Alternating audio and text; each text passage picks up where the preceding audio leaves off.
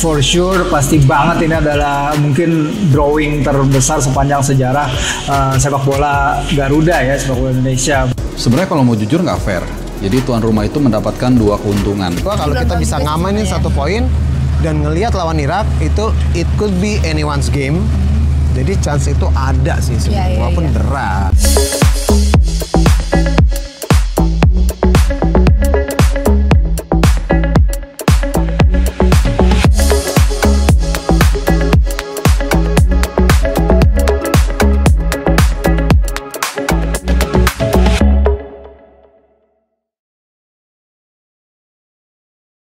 Yes, Bung Firzi, ini menarik ya. Sebelum nanya langsung terhadap result daripada ronde 4, gue mau nanya dulu nih. Ini kan sebenarnya buat timnas kita, ini kan sebuah event yang sangat benar-benar luar biasa ya. Tapi kayak cuma Bung Firzi sih yang datang. Kemana sih media-media lain nih? Gue mau tahu nih, jujur dong jawabnya. Wah, nggak tahu ya, gue nggak bisa ngomongin atas nama media-media yang lain ya. Tapi emang kalau kita ngomongin ini adalah suatu event yang luar biasa, for sure pasti banget ini adalah mungkin drawing terbesar sepanjang sejarah sepak bola Garuda ya, sepak bola Indonesia. Bahwa untuk pertama kalinya lagi-lagi kita kemarin di round 3 aja udah mecahin rekor bahwa kita belum pernah nyampe di round 3 sebelumnya. Sekarang kita lolos lagi ke round 4 yang belum pernah dilakukan negara-negara Asia Tenggara lainnya. Jadi memang ini adalah suatu ajang yang sangat luar biasa bagi timnas Indonesia. Saya sangat setuju sekali. Makanya kita ada di sini sekarang untuk mendukung timnas Garuda. Dan satu hal lagi tadi kita lihat ada Pak Sumarji, dan juga ada Coach Patrick. Memang tadi kita berharap ada Pak Erik ya. Yang pasti mungkin beliau berhalangan. Nah, kalau ngelihat keberlangsungannya acara ronde undian ini, kayaknya tadi exactly mulai jam 2 selesai 2.30. Ini cepat, ini efisien atau memang mereka menganggap sebagai sebuah event besar atau gimana? Biasanya rata-rata kita lihat ini pakai ada open show-nya atau apa. Gimana nih pendapat lu? Tapi saya sih jauh lebih suka yang straight to the point gini ya. Nggak usah ada dancer, nggak usah ada acara yang berlebihan, seremoni yang terlalu ramai dan lain-lain. Straight to the point, langsung diambil perkenalan sedikit. Timur Kapadze, pelatih Uzbekistan, dia langsung ngambil undian. Habis itu selesai udah. Yang menarik memang adalah sebelum undian ya, di ruangan ini Coach Patrick bertemu beberapa orang yang udah membawa jersey timnas Belanda gitu. Jadi biar bagaimanapun bagaimana Coach Patrick itu luar biasa sekali, orang-orang mengenal dia dengan baik dengan jersey Belandanya, dan juga banyak yang mengajak dia foto di ruangan ini. Oke, thank you banget ya Bung. Thank you ya. Sama-sama. Ini namanya kalau dibikin judul CLBK, cerita lama bersemi kembali. Karena kita kembali ketemu lawan Irak yang kita temui juga di round 2. Sayang di laga itu kita kalah ya. Kalah 5-1 di Basra dan kalah 2-0 di GBK. Lalu kita ketemu juga dengan CLBK yang lain, yaitu Saudi Arabia. Kita ketemu di round 3. Nah, cuman kalau lawan Saudi kita cukup bagus head to headnya. Kita menang kita 1-1 di Jeddah. Dan kemudian kita menang 2-0 di GBK gitu. Cuman yang membedakan mungkin kali ini kita punya squad yang lebih lengkap ya, dengan ketambahan terakhir itu ada Joe Pelupesi dan juga Oliver Romney. Jadi mudah-mudahan kita bisa meraih hasil positif ya. Memang nggak mudah di round 4 kali ini, tapi setidak-tidaknya paling nggak kita bisa mendapatkan peringkat kedua. Oke, Bung Harpa, berikut ini mengenai advantage ya, being a host. Itu kan in between matches itu sebenarnya kalau host itu mereka lebih panjang ya. Indonesia udah jelas tuh schedule 8 Oktober melawan Arab Saudi dan berikutnya melawan Irak di tanggal 11. Berarti Arab Saudi sendiri mungkin baru bermain kembali harusnya di tanggal 13 atau 14 kan ya? 14. Nah ini gimana nih? Fair nggak sih sebenarnya? Sebenarnya kalau mau jujur nggak fair. Jadi tuan rumah itu mendapatkan 2 keuntungan. Satu, tadi udah disebutkan jadwal yang sangat favorable ke mereka. Mereka ada jeda waktu tuh berarti sekitar 5 hari, kurang lebih ya 5 atau 6 hari. Sementara kita hanya 8, 9, 3 hari gitu. Dan yang kedua tentu sebagai tuan rumah, dan ini sudah saya tanyakan juga ke Pak Sumarji waktu doorstop, Karena kenapa? Karena itu tadi, selain jadwal kita yang lebih pendek, rentangnya, lawan atau tuan rumah itu lebih panjang, kemudian cuaca panas, kita perlu aklimatisasi, dan jujur kalau kita lihat dalam beberapa bulan terakhir ada penurunan fisik.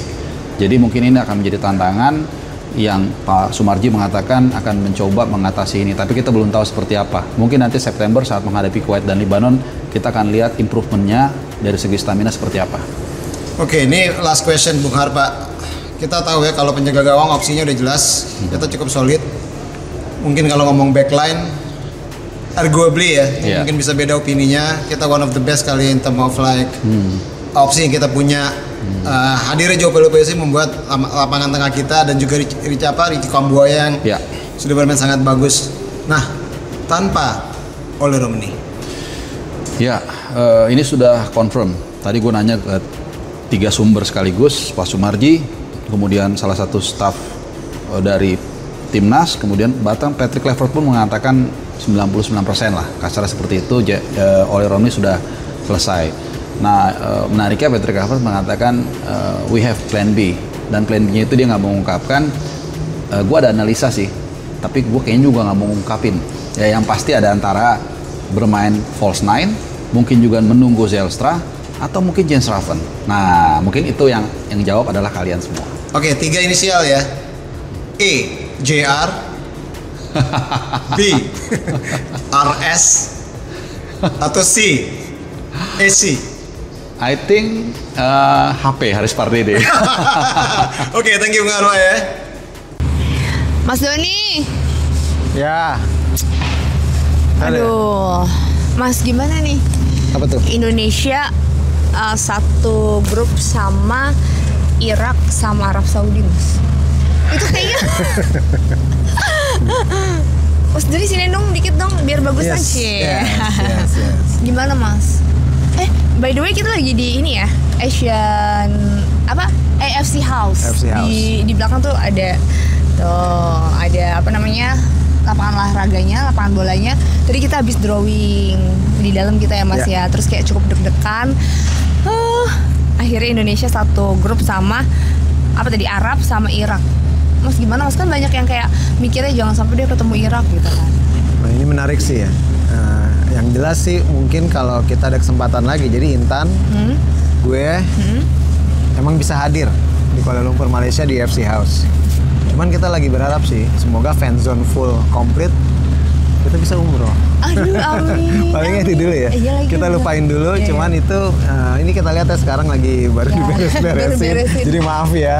Cuman emang ini luar biasa sih yang dipersiapin sama AFC dan juga tentunya AFG yang mempersiapkan acara ini cukup solid ya Intan. Yang datang juga tadi kita lihat banyak yang luar biasa ya. Jadi deretan pelatih yang pasti pelatih kita Patrick Kluivert didampingi Pak Sumarji.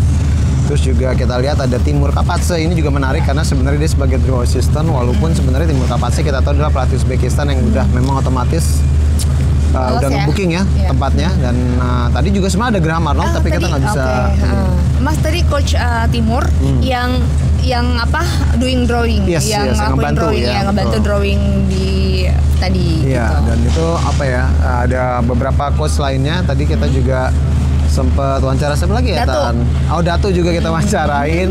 Kita juga sempat tanya, agak nyentil sih sebenarnya gitu kan, ada advantage banget nih buat Qatar dan Arab Saudi. Dan tadi Intan nanya Arab Saudi sebenarnya gini, kalau kita melihat yang recent ya, karena kan kadang-kadang kalau terlalu jauh ke belakang juga sulit ya. Yang recent aja deh, kita kan sebenarnya sama Arab Saudi ketemu 2 kali, kita menang sekali dan draw sekali. Jadi menurut gue sih itu advantage, kita sudah mengenal. Tapi satu sisi pastinya Arab Saudi nggak akan mau dipermalukan lagi. Nah, ini akan menjadi sebuah tantangan buat kita. Kalau Irak, nah ini nih tadi kita juga ngomong ya, ada beberapa teman-teman yang udah ada Bung Harpa tadi ya. Iya, ada Bung Harpa, ada Mas Firzi. Ada Mas Firzi dan pada datang lah pada cerita. Memang kalau Irak, historically kita juga jelek. Cuman ada juga yang bilang, ya itu kan kalau kita lihat ke belakang, kita juga lihat bahwa sebenarnya di timnas sekarang ini kan juga banyak pertambahan pemain ya sepanjang ronde ketiga. Jadi harusnya Indonesia yang sekarang memang lebih komplit sih. Di saat kita memang dulunya tuh lebih sering kalah atau selalu 3 kali kalah betul-betul lawan Irak. Tapi Mas, yang jadi permasalahan buat semua orang nanyain, tadi juga sempat aku tanyain kan ke Coach Kluivert, Ole kan, Ole cedera. Terus tadi kita juga nanyain current situationnya gimana. Coach Patrick juga belum bisa mastiin ya dia bakalan join apa enggak. Cuman ya mau nggak mau dengan ataupun tanpa Ole kita harus bisa heading up kan, harus bisa move on, harus bisa terus ngasih penampilan terbaik. Nah kalau Mas Doni, ini sebelum kita ngebahas lagi ya soal grup itu dari Indonesianya sendiri persiapannya dengan nggak adanya Ole, kita nggak tahu sih ada atau nggak. Cuman pun kalau misalnya ada kan recovery-nya paling cukup lama dan kayaknya akan mepet kan sama event yang berlangsung kan match fitness-nya juga. Terus gimana itu gimana Mas?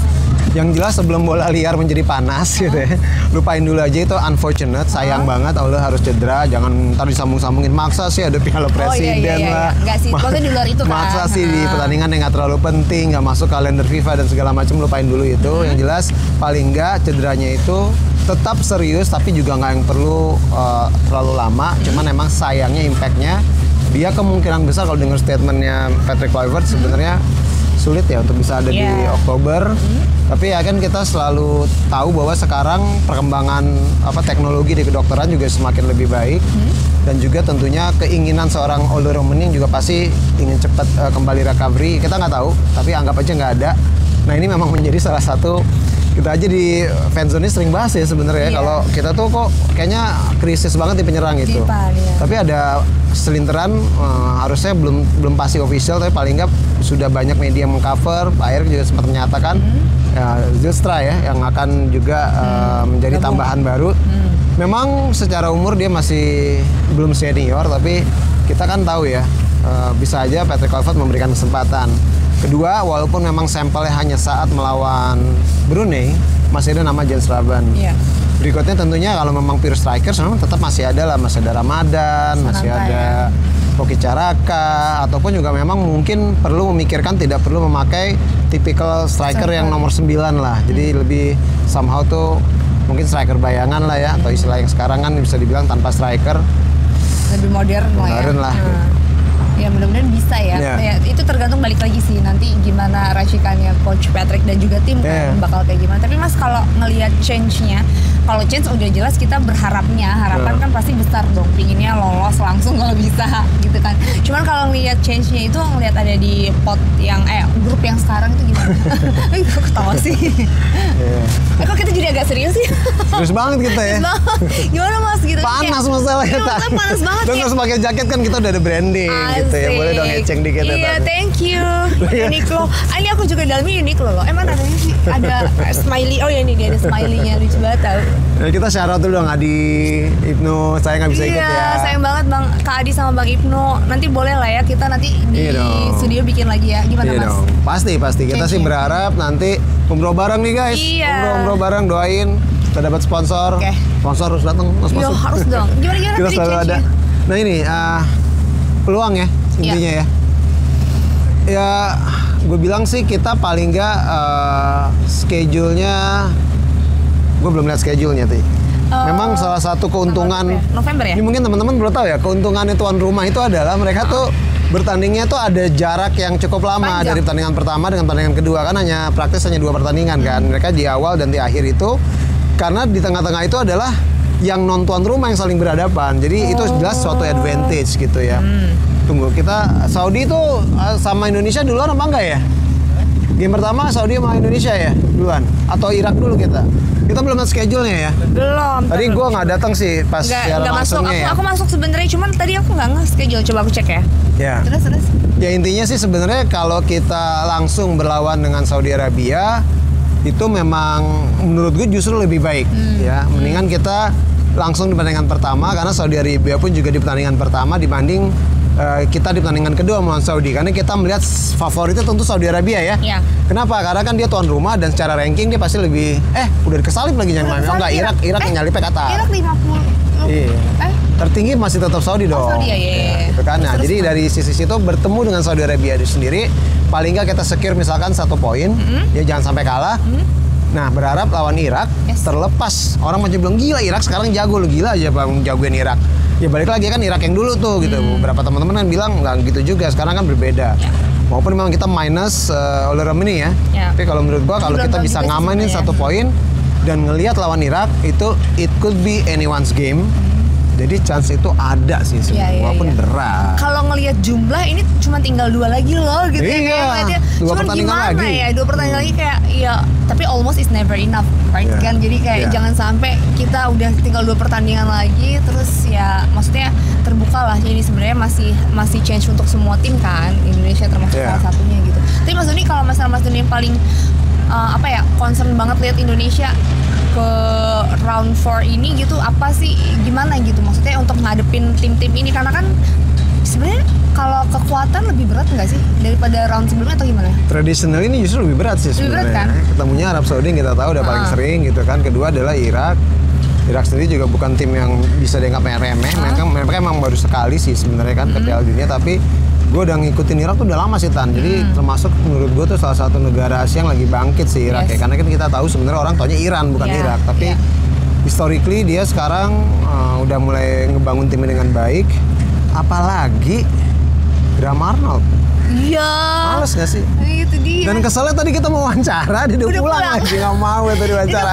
Dia kita mau tanya, dia udah ketemu Indonesia 3 kali ya? Cuman kan sekarang udah beda materinya Indonesia. Makanya masih bisa sih sama Irak. Cuman intinya kalau misalkan jadwal nih susah banget. Emirates, kita berharap sempat Emirates lah. Kalau Oman nggak mungkin ya, karena kan satu pool ya. Ya udahlah, Arab Saudi dan Irak memang yang harus kita hadapi. Tapi paling nggak ya kalau Irak kan sebenarnya lebih solid karena mereka punya perkembangan sepak bolanya, terutama sepak bola mudanya itu kelompok umurnya bagus. Ini sorry maaf kenapa ini ternyata lawan Arab Saudi duluan. Nah bagus ini gue senang lawan Arab Saudi. Kalau belakangan nggak? Iya benar ya, lawan Arab Saudi dulu, abis itu baru jadi 8 Oktober lawan Arab Saudi. Catat tuh ya 8 Oktober lawan Arab Saudi. 11 Oktober lawan Irak. Coba lihat Saudi sendiri nggak ditulis di sini. Nah ini yang gue bilang Tan, penting banget lawan Arab Saudi itu justru di awal. Karena kalau kita ngelawan dia di patch yang berikutnya, kita lebih punya recovery days-nya tuh tipis karena advantage itu dimiliki oleh host. Nah kan kalau ngomongin matematis simpelnya, di atas kertas simpelnya, Arab Saudi harusnya lebih kuat dong dari Irak kan kayak gitu. Ternyata peringkatnya beda cuma 1 ya, 58 Arab Saudi, 59 Irak. Ya, tapi kan orang taunya Arab Saudi lebih solid lah ya, dengan liganya udah luar biasa dan pelatihnya kan ngeri nih. Jadi sorry Mas Doni tadi ngomong kenapa Indonesia. Aku tadi gara-gara lagi pingin nyari ininya kan. Indonesia yang lupa. panas. Kita pakai jaket gitu kan. Lupa. Aduh nggak ada Bang Ipul nih, nggak ada yang bisa ngingetin. Udah tahu Korea pelupa. Iya tapi apa Mas maksudnya ya change-nya tadi kan kalau dari kesimpulan Mas Doni bilang memang lebih berat dibanding sebelumnya kan sudah jelas lawan Arab, Irak juga ketemunya, terus juga belum lagi ekspektasi kita gede ya? Tekanan dari luar. Itu jangan terlalu ngarep-ngarep yang aneh-aneh. Jadi ntar yang ada jadi rame di sosial media gitu ya, karena kecewa atau apa. Tapi gue tetap yakin sih kita timnas sih.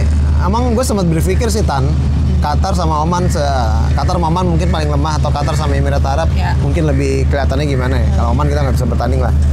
At least Emirat sama Qatar. Cuman kan Qatar kita tahu ya ngeri juga gitu kan. Tiba-tiba dia kita tahu lah Qatar gitu. Iya. Aku tadi udah lemes banget tuh pas denger Uni Emirat Arab grup A. Soalnya kan Indonesia udah jelas di awal kan dari yang pot 3 kan. Dia ada di grup B. Aduh kayak udah lemes banget aku di dalam, terus kayak nggak bisa Mas Doni di luar lagi nggak bisa ngobrol tadi. Iya nyiapin kan. Tadi kita seru loh, kita interview ya. Intan interview siapa aja tadi? Timur. Tadi aku bukan Mas Doni yang Timur. Aku Clifford. Patrick Clifford ya. Clifford doang ya. Karena Graham nggak ada pulang. Oh iya tadi harusnya Graham Mas ya. Doni tadi siapa? Gue dapet Timur sama satu lagi. Oh Dato. Sama Dato ya. Tapi Dato tuh memang. Tapi gimana? Nice nggak Dato? Dato itu berasa ya. Kenapa dia jadi Dato tuh ya? Kenapa dia jadi bisa dibilang sekjennya AFC ya?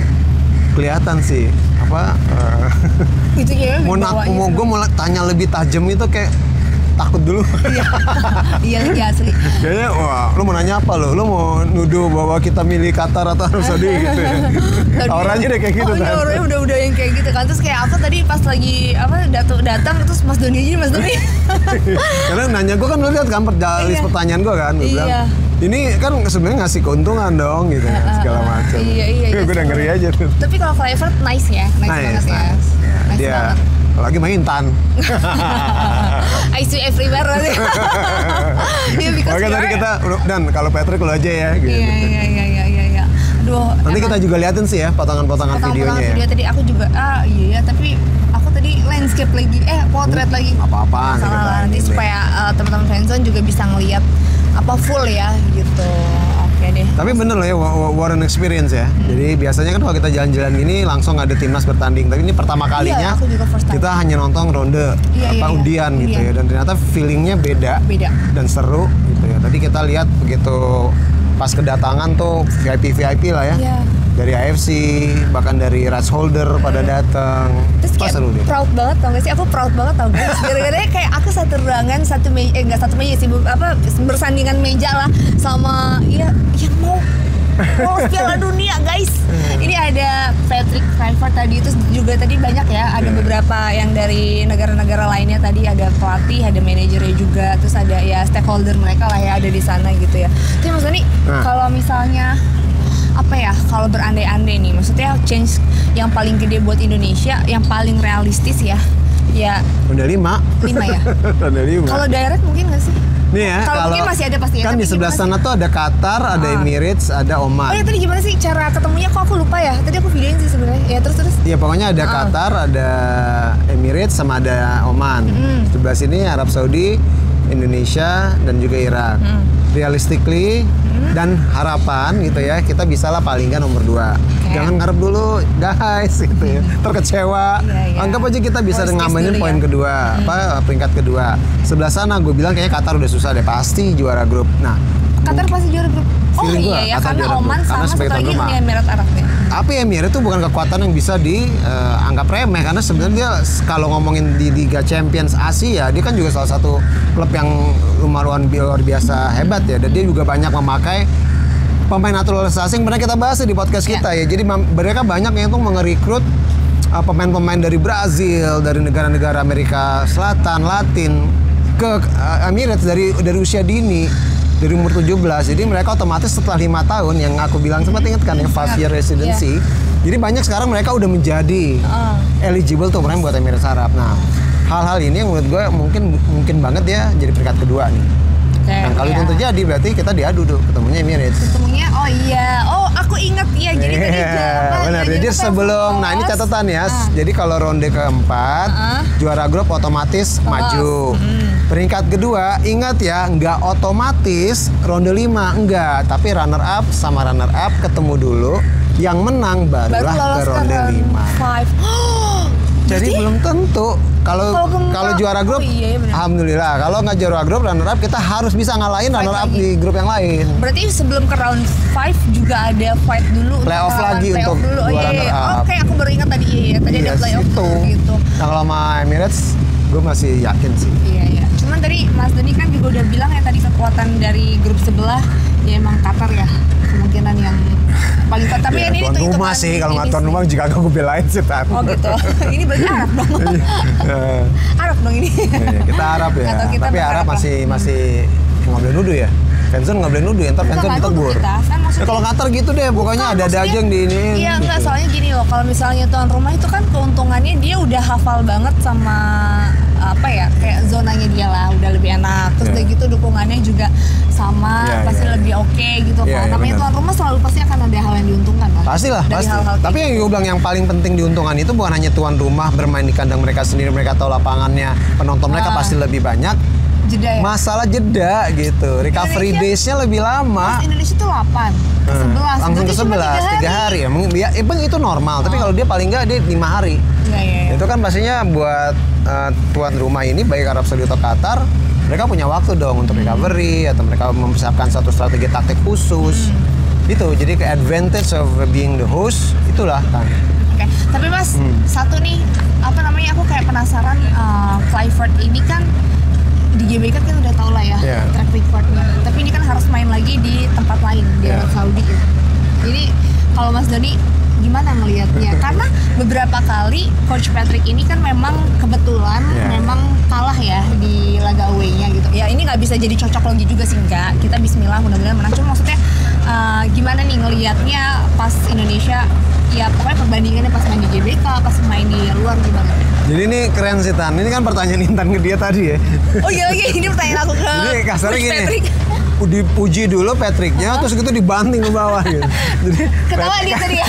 First to win, itu kan emang mainnya masing-masing 1-0 ya, Iya. lawan Bahrain sama China. Tapi Uwe dibantai banget kan dia ya, 5-1, 1-5 dan 0-6. Intan hanya kayak gitu.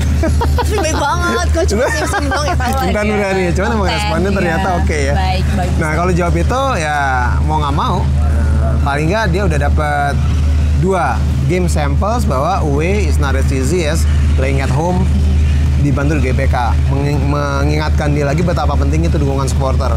So sekarang it's pure football, nggak ada lagi tuh supporter kita, walaupun memang katanya bakal banyak yang datang ke Arab Saudi ya, tapi tetap aja mindsetnya Patrick harusnya ini main di ini kan, mainnya di kandang orang ya, buktiin dong dia benar-benar pelatih yang memang ditunjuk dan bisa membawa harapan seluruh fans Indonesia dengan caranya paling simpel adalah bisa nggak dia 2 kemenangan lagi aja, cuman 2 kali kemenangan ini harus di kandang orang. Iya. Aduh, kita doain aja lah. Bismillah Mas Duri, aku kayaknya harus sudah cabut. Oh ya, Pakcik udah jemput ya, Pakcik. Nggak Makcik yang jemput. Oh, Makcik. Drivernya cewek, keren banget. Udahlah Mas Duri, aku cabut dulu ya. Siap. Dadah. Thank you, Tan. Hati-hati ya, Tan. Udah dah. Dah.